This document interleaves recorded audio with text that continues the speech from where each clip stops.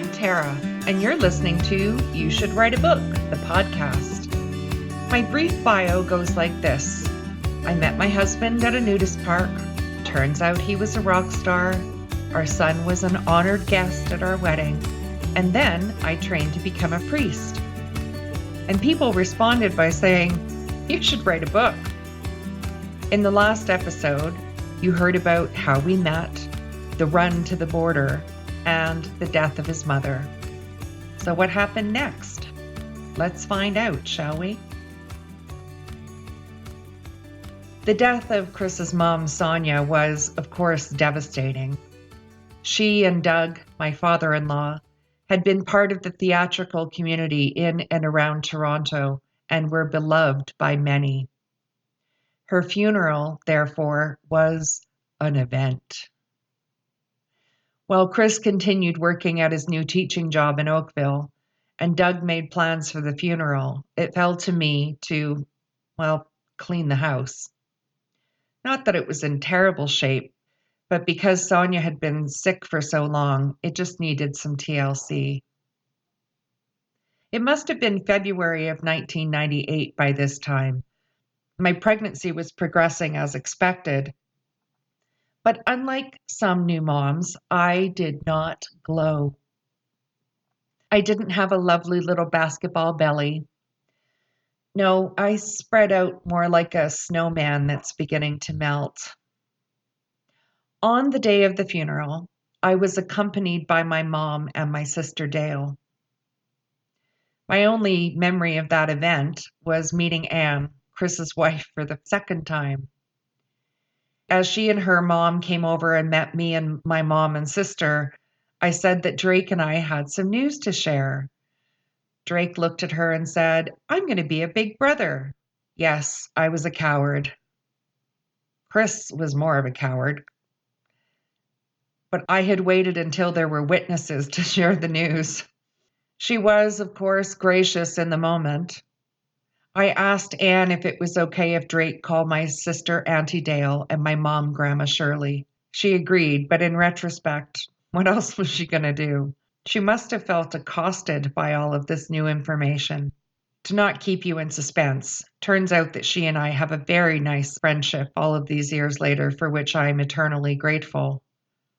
Come to think of it, it's lasted longer than my relationship with Chris, but I'll leave that story for another day. As family and close friends gathered back at the house in Mississauga, my body was telling me it had had enough. I started feeling tightening around my belly every few minutes, and I was sure I was going into labor, very premature labor. I called my midwife, and she said it was probably Braxton Hicks, a kind of false labor, and I should sit with my feet up and have a glass of wine to open up the blood vessels. I did as she instructed, and predictably, Chris's family was now sure I was an alcoholic. I have a vague memory of starting a fight with an elderly relation who demanded that I name the baby John Wesley if it was a boy. There was already enough Johns in the family, and who the hell was she to tell me anything? I think someone came and pulled me out of the room. Chris was a mess. I was tired and cranky, and afraid I was going to give birth right there on the floor. February was not a great month. A few weeks after the funeral, I called my midwife to tell her that I was pretty sure that my water just broke. It was early, 7 weeks early, as far as we could tell. Remember when I said that the birth control shot that I'd been taking had the side effect of not having a period? That meant that I hadn't had a period for over 2 years at that point. So I was either giving birth to a baby elephant or, according to the math, it was too early to have this baby. She came to my house to check. I can't tell you how much I loved having a midwife. But because I didn't gush water, she had to use a strip to determine whether or not it was amniotic fluid. It was. I had a slow leak, and this baby wasn't going to wait until his due date in April to show up. I won't bore you with every detail of the next week or so, but I will hit the highlights, mostly because they're funny. I was admitted to the hospital because I was at high risk of infection. They pumped me full of steroids to make sure the baby's lungs were fully developed before the birth. No one told me that the side effect of steroids is red blotches all over your body. I was sure I had the measles. About 5 days later, on March 3rd, they decided that the baby was safer out than in, so they induced labor at 9 p.m. on an empty stomach, on very little sleep. I don't recommend it. All night I labored, contractions coming every 90 seconds, me refusing an epidural like an idiot, my body not opening any more than 4 centimeters, obstetricians and brand new residents popping their heads in every few hours to say, "We need to do a C-section," and my midwife telling them no. All the while, Chris was in the corner of the room marking homework and agreeing with the doctors, and me screaming, "It's not you they want to cut open." It was all very dramatic. By 4:30 a.m., I was begging for an epidural. And when the incompetent nurse on duty let me almost fall off the table because I hadn't signed a consent, I wrote "fuck you" on the form just as the anesthesiologist stuck the needle into my spine. Sweet, sweet relief. The day nurse came on duty at 7 a.m. and changed everything. In contrast to the chaos of the overnight shift, she turned down the lights, propped pillows around me, and spoke in soothing tones so I could get some rest. Tamara, my midwife, was sitting in a chair with her head resting on the bottom of my bed, napping when she could. For some reason, at about 4:30 p.m., Chris decided that he needed to go to the bank. Not long after he left, the fun began. My sister Dale, who couldn't have kids of her own, stood beside my head and held my hand as my mom pressed herself up against the wall at the bottom of my bed, afraid that someone would ask her to leave. Although the OBGYN had to be present because it was a premature birth, they allowed my midwife to do all of the work. With one final push, out he came, perfect and healthy and screaming. I guess the steroids had worked. My sister asked, "Is it a boy or a girl?" And I said, "It's a baby." It was a boy. And, contrary to family tradition, we called him Wesley John. After just 10 minutes of snuggling into my chest, they took him to the PICU to be checked out, as all preemies do. By the time Chris got back from the bank, I was showered and dressed, and Dale said, "Congratulations, it's a boy." He thought she was kidding. I had to stay in the hospital for 5 days with my brand new little boy. He was little, and I was new at this. It took about that long for my boobs to figure out how to feed him. It was around day 4, I think, when I met my brother Wade across the street from the hospital for a beer. Beer. Yeast. By the time I made it back to the PICU, I was so engorged I couldn't put my arms down. I didn't care if he was hungry. He was going to nurse, god damn it. The staff would call me in my room in the middle of the night and say, "Mrs. Livingston, your baby's crying." And coming out of a deep sleep, I would think, "But Mrs. Livingston is dead." When we finally got to take him home, I was terrified. This little human who needed me for everything. Again, I give thanks for the midwife, Tamara, who came to my house for the next 6 weeks to check on us both. While I'd been in the hospital, Chris had made the decision to block up a hole that was underneath the house. We lived just a few houses up from the railroad tracks in the industrial part of town, and a cat had been living and mousing underneath our old house for years. Because Chris didn't like the smell that he attributed to the cat, he blocked the hole, and we were overrun with mice. I should also mention that Chris was afraid of mice. So there was upside down plastic containers all over the floor covering the dead and dying mice who had found the poison. Me and my little 6-pound infant and dead mice.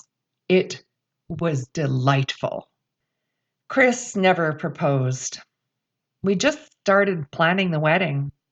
My dad wasn't well, hadn't been for years, and he was getting sicker by the day. It was important that he walk me down the aisle.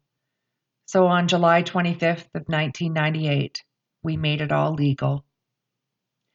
I had pumped enough milk to satisfy Wesley for the day, but he really wasn't fond of the bottle. During the service, he started wailing, and my arms automatically went up to cover my boobs, which were beginning to leak.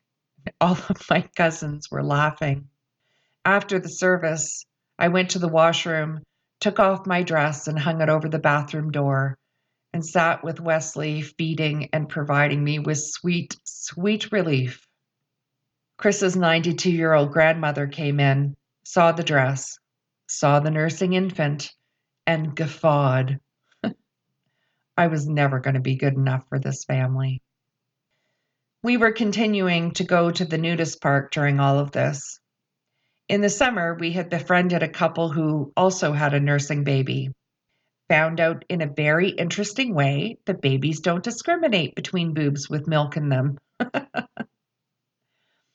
During this time, I watched my pregnant body snap back into pre-baby form in no time at all. So easy. Oh, how naive I was. In September of that year, Chris lost his job in Oakville. I think he was doing substitute work for the Hamilton School Board after that, maybe covering a maternity leave.